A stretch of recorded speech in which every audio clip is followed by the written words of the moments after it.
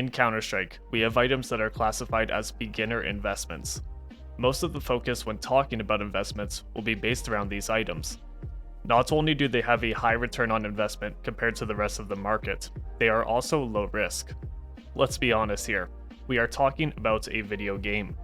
It wasn't until recently where people found themselves buying skins before actually playing the game, and the rest of us have likely fallen into this world accidentally due to our love for the game. There are a ton of mistakes that you can make that will either result in losing money or not seeing meaningful profit for years. It's certainly valuable to gather a general concept of how this market functions early, so you don't throw away money like I did. Back in 2015 when I first started playing, I bought cheap Katowice 2014 crafts off of Steam, which eventually turned into this AK.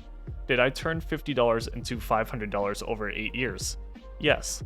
But this AK I purchased could have easily been an unapplied LDLC holo with an extra $50. There's a big difference between this $500 AK and this $29,000 sticker. If I was aware of what investing was, I would be in a much different position than what I am today. And the same goes for thousands of others that bought knives and redlines instead of stickers and cases. Those same opportunities may not exist today, but as the market begins to recover, it's certainly still possible to make your initial investments turn into meaningful returns. So what exactly is the goal of a beginner investment? Creating a cool inventory? Trying to get a high return on investment? Gambling on an item that could get pumped if the stars align? It's more about timing and liquidity. For someone starting out, they likely won't have too many items. Due to this, there isn't much diversity in their inventory. That is why low-risk items are the goal. If you invest in one specific item, like a gold red foil, you just wasted years of potential profit if you never sold. It's not specifically about the high return on investments either. Sure, the snakebite case could give you a high return over 5 years as it is the cheapest case, and we all know what happens to cases when they spend years in the rare drop pool. But it's about achieving a sizable return in a reasonable amount of time. It's why everyone likes buying into the new major. Within a few months from the sale ending, you can double your money. Due to the small inventory size, it's a pretty simple process without concerns about liquidity, and boom, you can reinvest into something else. Some people get caught up in their one item that gave a 600% return over 2 to 3 years. What they don't see is the 10 times they could have flipped items in that same period. Not to say that you need to time the market and let go of a great item just because you achieve significant profit. But when you're first starting out, it's much easier to cycle based on trends than someone like me who would run into liquidity issues. I ain't selling these fanatics anytime soon, and I am fully aware of that. But here's the difference. These fanatics I hold made an impact on the market. That isn't something that a beginner can do. So if you can't bail yourself out of a bad decision by just buying up the whole market, you have to play by the rules, which historically in Counter-Strike is far from a bad idea. This means capsules, stickers, cases, operation skins, and operation stickers to some degree. These are considered investment items and should be the focus of anyone new to this market. Your knives, high-tier operation skins, case skins, and gloves. Those are typically not classified as investments, as their main purpose isn't necessarily to make money, but to be used in-game. Profitable, but not to the same degree historically. Unfortunately, if you're not rolling in cash, it may be your best interest to keep that sand dune equipped. Now that we covered why these items are generally pushed on beginners instead of the more niche items that bigger traders will engage in, it's time to look at some current items that fit the bill. Surprisingly to some, I'm not adding Paris to the list. Paris supply is immense. Capsules are having a hard time getting off the ground, and highly sought after stickers like the VSM Holo have gotten nuked. Prices cannot go down forever, but how high can they go with supply numbers like this? If you want a cheap sticker or capsule that you can potentially flip before the Copenhagen Major, where we run the risk of seeing another borderless sticker release, take a shot at Antwerp or potentially Stockholm. Antwerp being the higher supply but significantly lower price option with security nets like the Cloud9 Holo. In this borderless sticker era that we have somehow entered, it's important to buy into items that don't have duplicates like Navi who made all 3 of the majors. It's also why the Stockholm Challengers capsule that was being opened at insane rates by people hunting for mouse stickers flopped so hard when the Paris mouse stickers got released. I would say that both Antwerp and Stockholm are viable at this point in time. I lean towards Antwerp due to the current prices, despite having a significantly larger supply. On the flip side, I fear that Paris' supply is too high for meaningful profit before its potential killer comes along. Can you gamble on Paris pumping hard if Copenhagen isn't borderless? Sure. But ask yourself what percentage of your inventory value you want locked up in these items if they are.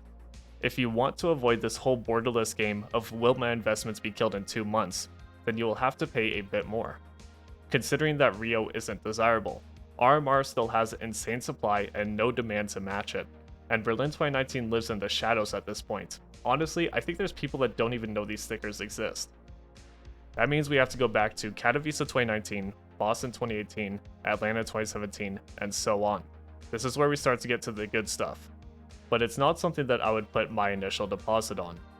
So that means to avoid the dangers of borderless stickers, you have to transition to signatures. Despite being ignored not only in my videos, but in my inventory, autographs can generate a good return with minimal risk.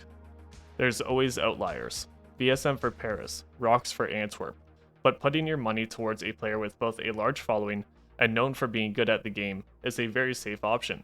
Simple, Nico, Zywoo, Mondesi, Twist, Jame, etc. Fans of these players will purchase and apply these stickers. You don't have to rely on the community to decide if the collection is good or not. The simple Rio sticker is 20 cents on Buff and 30 cents on Steam. I don't think I've ever seen this sticker in game. I don't think I know a single person that is invested in it. But it's simple, so it defies all odds and has given a good return to those that bought in when the sale ended. As long as you invest in a player that is putting up numbers in the server and is liked among the community, autographs can be viable beginner investments. We have heard about all the failures. Goldweb foils getting pumped and then fading into the shadows for years. Battlescarred holos getting pumped and then getting outperformed by nearly everything else from the operation. That's where Riptide comes in. My name is ptree, and I was once a Riptide hater. I have righted my wrongs after discovering that people weren't spamming stickers, and we can see where that has brought us today. Both the Riptide and Surfshop collection stickers have performed very well. The Liquid Fire Holo is beautiful in game. Depending on the holo effect, any type of sticker from the Surfshop collection is viable. Valve making the choice to add over 50 stickers to the Riptide store really broke up the supply, and this allows prices to rise over time. Unfortunately, for a beginner looking to make a quick profit to get the ball rolling, I'm not convinced you will find it here. Great long-term option with minimal risk though. If you are seeing the skins and thinking I'm about to recommend something sick like this, I'm sorry, it's more like this. Despite my minimal investment into Operation skins in the past, they have been something that I have found a ton of interest in these days. With the risk around the new stickers, all we need is a new operation, and I know what I'm putting my money into. But unfortunately for us, there is no new operation. And despite what people say, we don't know when we will get one. In the PC Gamer interview with Valve, it was clearly expressed that gameplay comes first. If that's true, it's very possible that we won't see an operation until next year. But it's also entirely possible that Valve packages a multitude of changes alongside an operation within the next few days, weeks, or months. So previous operation collections we can look at consist of Riptide, Broken Fang, Shattered Web, and the OG collections. Now before we look at which collections could generate the best return, let's talk about what makes money and what doesn't. First, we are looking at low tier. It takes 4 cents to double the price of a low tier skin from an operation, even less if you were to buy third party. High tier operation skins never drop too low throughout the course of the operation. The lowest price for a Gungnir at the very start of Shattered Web was around $3,000. If we look at the Norse collection today, it would take just shy of $4 to double your investment. With the lowering supply and the high demand for Gunganirs, I wouldn't be surprised if that price point is achieved within a year. A factory new Gunganir, on the other hand, would have to surpass $20,000 for the price to double. I don't expect $20,000 Gunganirs anytime soon. These cheap operation skins can easily be purchased in bulk. They can also be used in trade-ups for more desirable skins, and some may even be used as play skins. Since trade-ups are the main goal, with decreasing supply being the main force behind rising prices, we are looking more towards factory new with our current lack of operations. Establishing these rules, we can now look into the collections themselves. For Riptide, if you're looking at one of these 1 cent skins and thinking I'm insane, look at the text. Dust 2 and Mirage were both available in souvenir packages.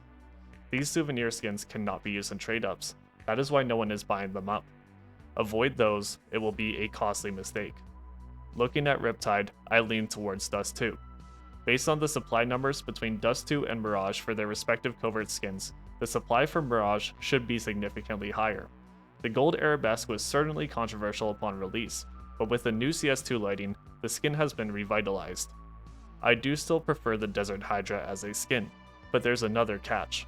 The gold arabesque isn't available in Paris souvenir packages. Why? Because Dust 2 was removed from the competitive pool. We don't know when it will come back, but it is entirely possible that the whole time people are opening Desert Hydras from Paris, Copenhagen, and Shanghai capsules, inflating the market, the gold arabesque will not. The same could be said about the Train collection. Unfortunately, due to the way that you could use your stars during Riptide, this collection only went down to a blue rarity. Train might be the only Operation collection where I think the highly desirable Gamma Doppler Emerald could give you a better return than the low tier skins that are used in the trade-ups. Broken Fang has been catching my attention actually. The Control collection was a joke. The Op Fade was ugly. Supply was way too high. The Berries and Cherries has multiple patterns that can be considered full blue, so it's not even a rare pattern. Well, some time has passed, and so have opinions. The Fade looks better. Still underwhelming because the Op is just too big for a Fade pattern, but the lighting has made a big difference.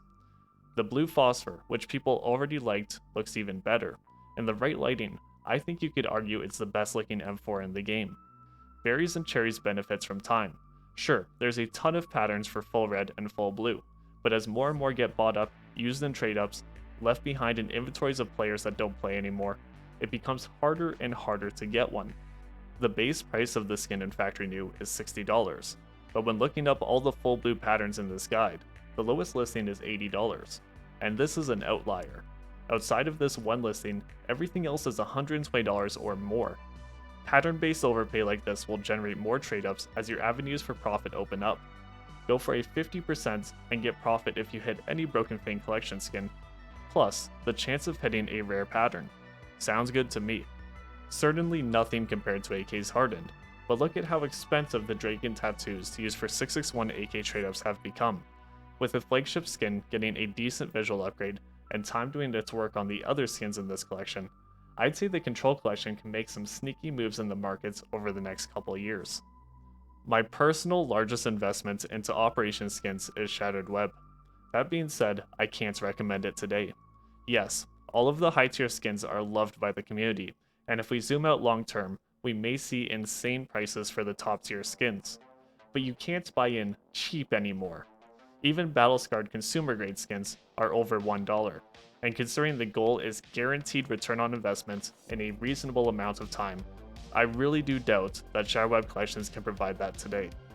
The same could be said about Chop Shop, Rising Sun, Gods and Monsters, and Cobblestone. They may all be safe, but with minimal liquidity, they just don't check off the boxes for a new player. For cases, I'll just pop in this snippet from a previous video. Cases may be the focus of people surviving the market crash, but I can only repeat the same points so many times. Cases are cases. Fracture will hopefully get moved to rare drop pool soon. Prisma and Prisma 2 are cheap for rare drops in today's standards. CS20 has a nice op and a fairly low supply for the price. Horizon, Chroma, and Spectrum cases will all be open for specific knives. Revolver for the OG knives. All Operation cases are quite expensive these days, with certain skins becoming quite desirable. Cases that are even older are being hunted for unique items, and those with money will continue to hunt. Agents are an interesting option. What was thought to be a weird cash grab from Valve has now become quite an interesting corner of the market. Not only do we have limited supply agents due to their appearance being limited to operations, but we also have patches that have shown themselves in operations and major collections. Both of these are also limited. Picking up a cheaper agent with good sleeves isn't a bad option for a beginner, and there are some interesting options with patches.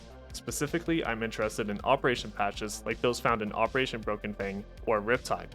Like, look at this frog. What is the frog doing? I just don't know where the prices will end up for the rest of them. Could be a good gamble item, but not something I would lock a bunch of my money into. And I think for someone first getting into CS, these are more than enough options to get started. You have major stickers and major capsules that you can flip within a few months potentially. If you really want to go for it, Operation stickers, not my personal pick, but they are there if you want them. Operation skins, which unfortunately you can't buy in early, but I think at current prices for the low tier items for the new operations, there is still a ton of room to make profit within the next few months, most definitely within the next few years. Cases are cases, they have been super profitable for everyone. It's my personal pick, but I've been down this road so many times in my previous videos, I'll leave it up to you. And then a few interesting options if you wanted to gamble, like agents or patches, things like that.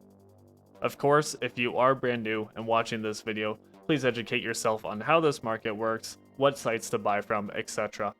But when it comes down to the items, hopefully this is a good guide for you. Thank you for watching.